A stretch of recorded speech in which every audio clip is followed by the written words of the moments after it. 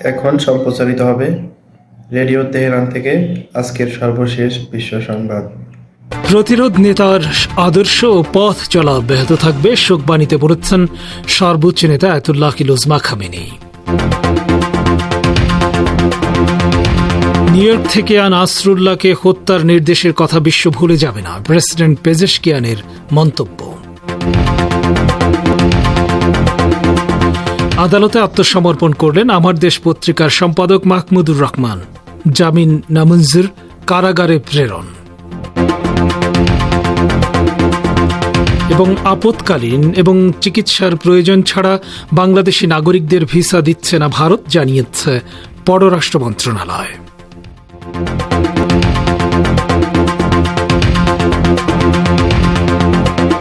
আসসালামু আলাইকুম শ্রোতা বন্ধুরা, সংবাদ শিরোনাম শুনলেন, এবার বিস্তারিত বিশ্ব সংবাদে আমন্ত্রণ জানাচ্ছে আমি সোহেল আহমেদ। লেবাননের ইসলামী প্রতিরোধ আন্দোলন হিজবুল্লাহর মহাসচিব সৈয়দ হাসান নাসরুল্লাহর শাহাদাতের খবর নিশ্চিত হওয়ার পর শনিবার রাতে এক শোকবাণী দিয়েছেন ইসলামী প্রজাতন্ত্র ইরানের সর্বোচ্চ নেতা আয়াতুল্লাহ কিলুজমা খামেনি। বাণীতে তিনি বলেছেন, তার শাহাদাতের ফলে প্রতিরোধ ফ্রন্ট দুর্বল হয়ে যাবে না, বরং ইহুদিবাদী ইসরায়েলের পতনোন্মুখ ও ক্ষয়িষ্ণু দেখে প্রতিরোধ ফ্রন্টের আঘাত আরও কঠোর হবে। মহান মুজাহিদ, পশ্চিম এশিয়া অঞ্চলের প্রতিরোধ যুদ্ধের প্রতীক, প্রজ্ঞাবান ধর্মীয় আলেম এবং ধীশক্তি সম্পন্ন রাজনৈতিক নেতা সৈয়দ হাসান নাসরুল্লাহ রিজওয়ানুল্লাহি আলাই লেবাননের শুক্রবার রাতের ঘটনায় শাহাদাতের অমীয় সুধা পান করেছেন এবং ঊর্ধ্বজগতে গমন করেছেন। প্রতিরোধ ফ্রন্টের এই সম্মানিত নেতা আল্লাহর রাস্তায় কয়েক দশকের জিহাদ ও কষ্টসাধ্য পরিশ্রমের ফল পেয়েছেন বলে মন্তব্য করেন ইরানের সর্বোচ্চ নেতা। তিনি বলেন, গত 3 দশকেরও বেশি সময় ধরে তিনি ইসরায়েল বিরোধী যুদ্ধের পাশাপাশি নির্যাতিত ফিলিস্তিনি জনগণকে রক্ষা করা, তাদের বেদখল হয়ে যাওয়া শহর ও গ্রামগুলো পুনরুদ্ধার করা এবং গণহত্যার শিকার পরিবারগুলোকে সহায়তা করার কাজে সময় ব্যয় করেছেন। এমন সব মহান কাজের প্রতিদানে শাহাদাতের মর্যাদা ছিল তার অবশ্যম্ভাবী প্রাপ্য। সৈয়দ নাসরুল্লাহর শাহাদাতের মাধ্যমে মুসলিম বিশ্ব একজন মহান ব্যক্তিত্বকে, প্রতিরোধ ফ্রন্ট তার প্রখ্যাত ঝান্ডাবাহককে এবং হিজবুল্লাহ তাদের অনন্য নেতাকে হারিয়েছে। কিন্তু তিনি কয়েক দশকের যে জিহাদি চেতনা এবং ফসল রেখে গিয়েছেন তা কখনো হারিয়ে যাবে না বলে জানিয়েছেন ইরানের সর্বোচ্চ নেতা আয়াতুল্লাহ কিলুজমা খামেনি। এদিকে ইরানের প্রেসিডেন্ট মাসুদ পেজেশকিয়ান বলেছেন, লেবাননের হিজবুল্লাহ নেতা সৈয়দ হাসান নাসরুল্লাহকে হত্যা করার সন্ত্রাসী নির্দেশ যে নিউ ইয়র্ক থেকে জারি করা হয়েছিল তা আন্তর্জাতিক সমাজ ভুলে যাবে না। তিনি শনিবার এক শোকবার্তায় বলেন, হিজবুল্লাহ নেতাকে হত্যা করার অপরাধে জড়িত থাকার বিষয়টি থেকে মার্কিন যুক্তরাষ্ট্র নিজেকে মুক্ত রাখতে পারবে না। গত শুক্রবার ইহুদিবাদী ইসরায়েলের প্রধানমন্ত্রী বেনিয়ামিন নেতানিয়াহু নিউ ইয়র্কে জাতিসংঘ সাধারণ পরিষদের অধিবেশনে যোগদানরত অবস্থায় সৈয়দ নাসরুল্লাহকে হত্যা করার নির্দেশ দেন এবং ওই দিনই বৈরুতের একটি আবাসিক এলাকায় ভয়াবহ বিমান হামলা চালিয়ে তাকে হত্যা করা হয়। ইরানের প্রেসিডেন্ট তার শোকবার্তায় বলেন, সৈয়দ নাসরুল্লাহর শাহাদাতের ঘটনায় প্রতিরোধ ফ্রন্ট আরও শক্তিশালী হবে এবং এই বটবৃক্ষের ডালপালা আরও বৃদ্ধি পাবে। পেজেশকিয়ান বলেন, হিজবুল্লাহ নেতা ছিলেন মুসলিম বিশ্বের গর্ব এবং প্রতিরোধের মূর্ত প্রতীক। তিনি শেষ পর্যন্ত তার দীর্ঘদিনের কামনা শাহাদাতের সুউচ্চ মর্যাদায় অধিষ্ঠিত হয়েছেন। লেবাননের রাজধানী বৈরুতের দক্ষিণে দাখিয়াতে দখলদার ইসরায়েলি হামলায় ইরানের সামরিক উপদেষ্টা ব্রিগেডিয়ার জেনারেল আব্বাস নীল ফুরুসান শহীদ হয়েছেন। ইরানের ইসলামী বিপ্লবী গার্ড বাহিনীর জনসংযোগ দপ্তর ঘোষণা করেছে, গত শুক্রবার সন্ধ্যায় ইসরায়েলের সন্ত্রাসী হামলায় তাদের গৌরবময় জেনারেল আব্বাস নীল ফুরুসান শাহাদাত বরণ করেন। ইসলামী বিপ্লবী গার্ড বাহিনী বা আইআরজিসির এই কর্মকর্তা সামরিক উপদেষ্টা হিসেবে লেবাননে গিয়েছিলেন। অভিজ্ঞ এই কর্মকর্তা ইরান ইরাক যুদ্ধেও অংশ নিয়েছিলেন। এরপর তিনি নানা গুরুত্বপূর্ণ দায়িত্ব পালন করেন। এদিকে শনিবার বৈরুতের দক্ষিণে ইসরায়েলের অব্যাহত বোমা হামলায় হিজবুল্লাহর নির্বাহী পরিষদের উপপ্রধান নাবিল কাউক শহীদ হয়েছেন। সংশ্লিষ্ট সূত্রগুলো বিষয়টি নিশ্চিত করেছে। ইরানের পররাষ্ট্রমন্ত্রী আব্বাস আরাকচি বলেছেন, লেবাননের প্রতিরোধ আন্দোলন হিজবুল্লাহর মহাসচিব সৈয়দ হাসান নাসরুল্লাহর শাহাদাত বরণ এবং তার রক্ত আঞ্চলিক প্রতিরোধের ফ্রন্টকে আরও শক্তিশালী ও উজ্জীবিত করবে। গতকাল লেবাননের পররাষ্ট্রমন্ত্রী আবদুল্লাহ রশিদ বু হাবিবের সাথে টেলিফোনে আলাপকালে কথা বলেন আরাকচি। তিনি বলেন, নিঃসন্দেহে এই মহান ব্যক্তির রক্ত শক্তিশালী হয়ে ওঠা প্রতিরোধ আন্দোলনকে আরও শক্তিশালী করবে। আরাকচি হাসান নাসরুল্লাহকে একজন সাহসী ব্যক্তিত্ব এবং প্রভাবশালী পণ্ডিত বলে প্রশংসা করেন। হিজবুল্লাহর মহান এই নেতা নিপীড়ক ও দখলদার ইহুদিবাদী শাসনের বিরুদ্ধে প্রতিরোধের ধারাকে স্থিতিশীল ও বিকাশে অতুলনীয় ভূমিকা পালন করেছেন বলেও উল্লেখ করেন আব্বাস আরাকচি। ইরানের সংসদ লেবাননের ইসলামী প্রতিরোধ আন্দোলন হিজবুল্লাহর মহাসচিব সৈয়দ হাসান নাসরুল্লাহকে হত্যার তীব্র নিন্দা জানিয়ে কঠোর ও অনুশোচনামূলক জবাব দেওয়ার আহ্বান জানিয়েছে। এক বিবৃতিতে সংসদ সদস্যরা ফিলিস্তিন ও লেবাননের প্রতি অকুণ্ঠ সমর্থন পুনর্ব্যক্ত করেছেন।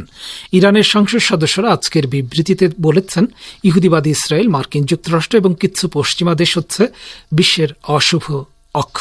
ইহুদিবাদী ইসরায়েল নামক ক্যান্সারযুক্ত টিউমার ধ্বংস না হওয়া পর্যন্ত পশ্চিম এশিয়ায় শান্তি ফিরবে না। ইরানের সংসদ সদস্যরা লেবাননের জনগণ ও হিজবুল্লাহকে উদ্দেশ্য করে বক্তব্য রেখেছেন। তারা বলেছেন, ইরান এবং প্রতিরোধ ফ্রন্ট হিজবুল্লাহর পাশে থেকে দৃঢ়ভাবে লেবাননের ভূখণ্ড ও প্রতিরোধ ফ্রন্টের শক্তিশালী কাঠামো রক্ষায় কাজ করবে। একই সঙ্গে তারা জাতিসংঘ ও নিরাপত্তা পরিষদের নিষ্ক্রিয় ও নীরব ভূমিকার সমালোচনা করে বলেছেন, নিঃসন্দেহে প্রতিরোধের পথ নিঃশেষ হবে না এবং হিজবুল্লাহ নতুন মহাসচিব বেছে নেওয়ার মাধ্যমে ইসরায়েলি শাসক চক্রকে নিশ্চিহ্ন করার কাজ আরও শক্তিশালী, আরও শক্তি দিয়ে অব্যাহত রাখবে। আপনারা বিশ্ব সংবাদ শুনছেন রেডিও তেহরান থেকে, আর প্রচারিত হচ্ছে শর্টে 25 মিটার ব্যান্ডে বাংলাদেশ ও ভারতে। বাংলাদেশের ক্ষমতাচ্যুত প্রধানমন্ত্রী শেখ হাসিনার ছেলে সজীব ওয়াজেদ জয়কে অপহরণ ও হত্যা চেষ্টার মামলায় দৈনিক আমার দেশ পত্রিকার সাবেক ভারপ্রাপ্ত সম্পাদক মাহমুদুর রহমানকে কারাগারে পাঠানোর আদেশ দিয়েছে আদালত। আজ ঢাকার অতিরিক্ত chief metropolitan magistrate Mohammad Mahbubul Haque এ আদেশ দেন। আদালত প্রাঙ্গণে মাহমুদুর রহমান বলেন, ফ্যাসিবাদের বিরুদ্ধে লড়াই করতে গিয়ে নিজের মেরুদণ্ড সোজা রাখতে হবে। ফ্যাসিবাদের বিরুদ্ধে লড়াইয়ের জন্য আজকে আত্মসমর্পণ করেছে। এই লড়াই অব্যাহত থাকবে। এই মামলা পুরোটাই সাজানো।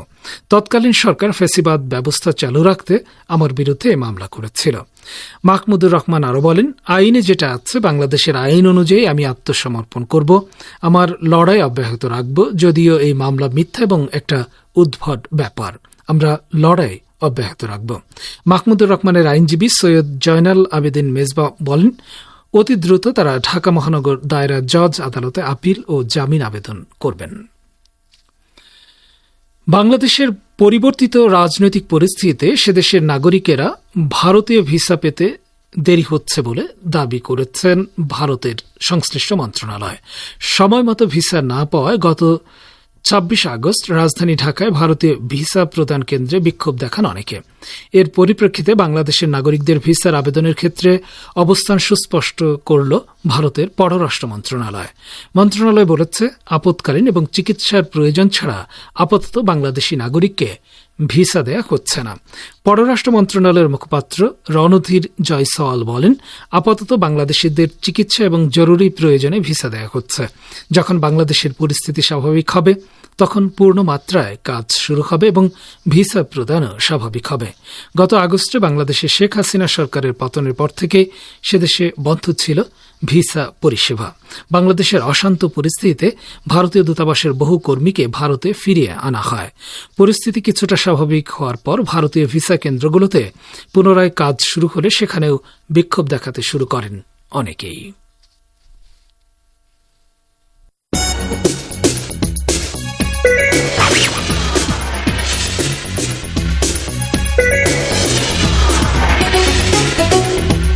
রেডিও তেহরান, খবরের সঙ্গে 24 ঘন্টা। ভিজিট করুন আমাদের ওয়েবসাইট parstoday.ir/dn।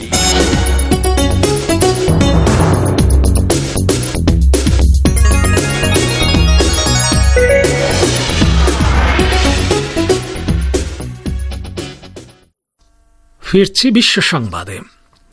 রাশিয়ার পররাষ্ট্রমন্ত্রী সের্গেই ল্যাভরভ বলেছেন, আমেরিকা ও ইরানের মধ্যে যুদ্ধের উস্কানি দিতেই লেবাননের ইসলামী প্রতিরোধ আন্দোলন হিজবুল্লাহর মহাসচিব সৈয়দ হাসান নাসরুল্লাহকে ইসরায়েল শহীদ করেছে।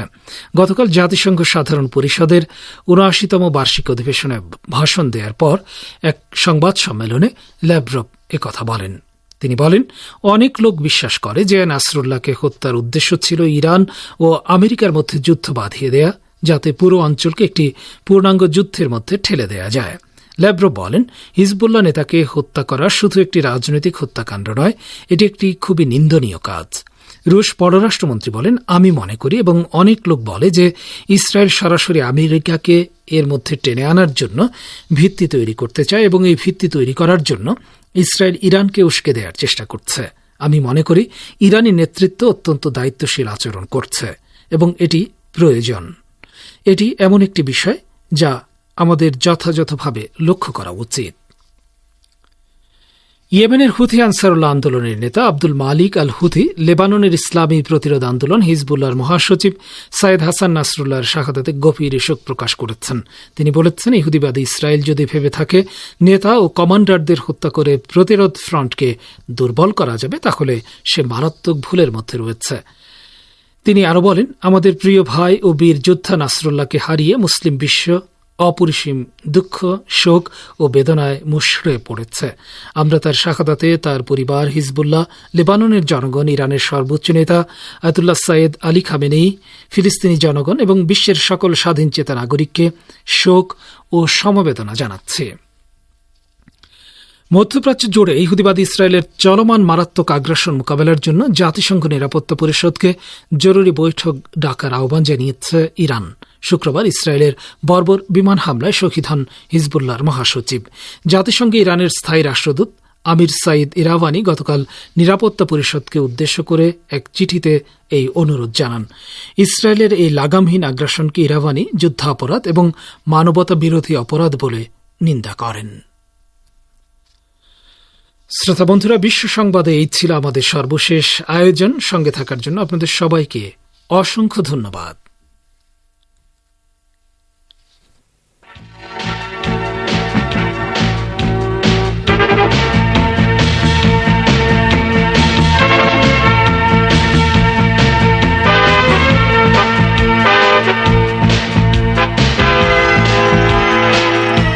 বিশ্ব সংবাদের পর এবার আমন্ত্রণ জানাচ্ছি সংবাদ ভাষ্যের অনুষ্ঠান দৃষ্টিপাতে।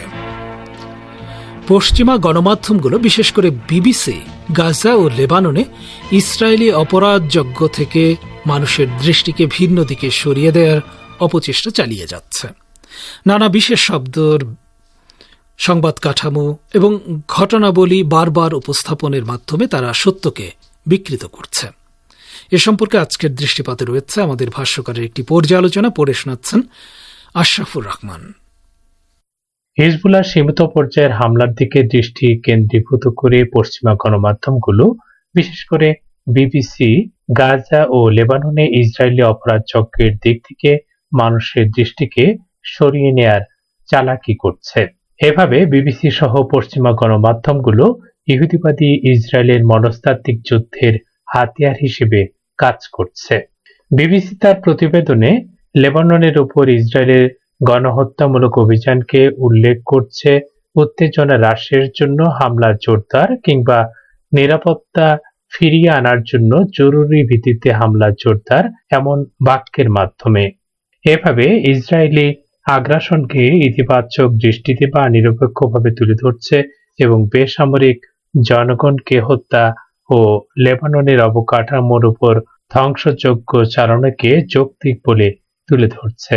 বিবিসির এক রিপোর্টে ইসরায়েলি আগ্রাসনকে উল্লেখ করা হয়েছে এক দুঃসাহসিক ও জটিল অভিযান হিসেবে।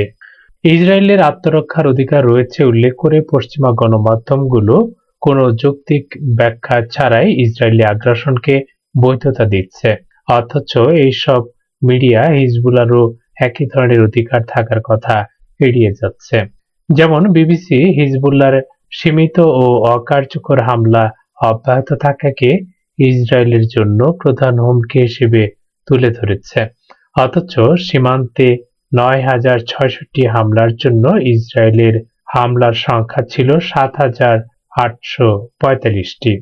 বিবিসি ইসরায়েলের হামলাকে বৈধ প্রতিরক্ষা বা আত্মরক্ষা হিসেবে উল্লেখ করছে, কিন্তু লেবাননের বিপুল সংখ্যক বেসামরিক নাগরিকের শহীদ হওয়ার বিষয়টি এড়িয়ে গেছে। বিবিসি ইসরায়েলের একটি বিজ্ঞাপন প্রচার করেছে যেখানে দেখানো হয়েছে যে হিজবুল্লাহর ক্ষেপণাস্ত্রগুলো রাখা হয়েছে লেবাননের জনগণের ঘরবাড়িতে। গাজায় হামাসের কথিত অস্ত্রভান্ডার ও ক্ষেপণাস্ত্র গোদামের কল্পকাহিনীও প্রচার করা হয়েছিল হাসপাতাল ও স্কুলগুলোতে হামলার অজুহাত হিসেবে। একই ধরনের মিথ্যাচার করা হয়েছে লেবাননের বেসামরিক লোকদের হত্যার ব্যাপারেও। ইসরায়েলের একটি ভিডিওতে দেখানো হয়েছে যে হিজবুল্লাহর অনেক ক্ষেপণাস্ত্র লুকিয়ে রাখা হয়েছে বৈঠকখানায়, যা বানোয়াট ও ভিত্তিহীন। কম্পিউটার প্রযুক্তির অপব্যবহার করে তৈরি করা হয়েছে এই ভিডিও। বিবিসির এক রিপোর্টে হিজবুল্লাহর সীমিত মাত্রার ক্ষেপণাস্ত্র হামলাকে খুব বড় করে দেখানো হয়েছে, অথচ লেবাননে ইসরায়েলের হামলা ছিল এতই ব্যাপক ও ধ্বংসাত্মক যে কেবল একদিনেই শত শত বেসামরিক লেবাননি শহীদ ও আহত হয়েছে এবং প্রায় অর্ধ লক্ষ মানুষ হয়েছে শরণার্থী। হিজবুল্লাহ ইসরায়েলে তার হামলার লক্ষ্যকে সীমিত চাপ প্রয়োগ হিসেবে গাজা ইসরায়েলি গণহত্যা ও যুদ্ধ বন্ধ করার জন্য নিবেদিত বলে উল্লেখ করে এসেছে। বিবিসি হিজবুল্লাহর এই মানবিক লক্ষ্যকে এড়িয়ে গিয়ে উপনিবেশবাদ বিরোধী এই আন্দোলনকে সন্ত্রাসবাদ বলে উল্লেখ করেছে। একজন ইসরায়েলি কর্মকর্তাকে উদ্ধৃত করে বিবিসি বলেছে, হিজবুল্লাহ আগাগোড়াই ইহুদি বিদ্বেষী। এভাবে হিজবুল্লাহর সংগ্রামী পদক্ষেপগুলোর প্রকৃত কারণগুলো তুলে ধরা থেকে বিরত থেকেছে বিবিসি। ইসরায়েল বলেছে যে লেবাননের বেসামরিক জনগণের উপর বা আবাসিক এলাকার উপর ইসরায়েল হামলা চালায়নি, বরং হিজবুল্লাহর সঙ্গে সম্পর্কিত লক্ষ্যগুলোর উপর বোমা হামলা করেছে ইসরায়েল। অথচ হতাহতদের বেশিরভাগই বেসামরিক নারী ও শিশু। বিবিসিও ইসরায়েলের সঙ্গে কাঁধে কাঁধ মিলিয়ে প্রচার করছে যে হিজবুল্লাহর 2000-এরও বেশি অবস্থানে বোমা হামলা চালিয়েছে ইসরায়েলি সেনারা। অথচ এ দাবি কতটা যে অসত্য সে বিষয়ে কোনো এতক্ষণ যারা আমাদের সংবাদটি শুনলেন সবাইকে অসংখ্য ধন্যবাদ। আমাদের নিয়মিত ভিউয়ার যারা আছেন তাদের 82% ভিউয়ার্স এখনও আমাদের চ্যানেলটি সাবস্ক্রাইব করেননি। সো যারা যারা আমাদের চ্যানেলটি এখনও সাবস্ক্রাইব করেননি দয়া করে সাবস্ক্রাইব করে দিন এবং নিয়মিত আমাদের পাশে থাকবেন আশা করি। ধন্যবাদ সবাইকে।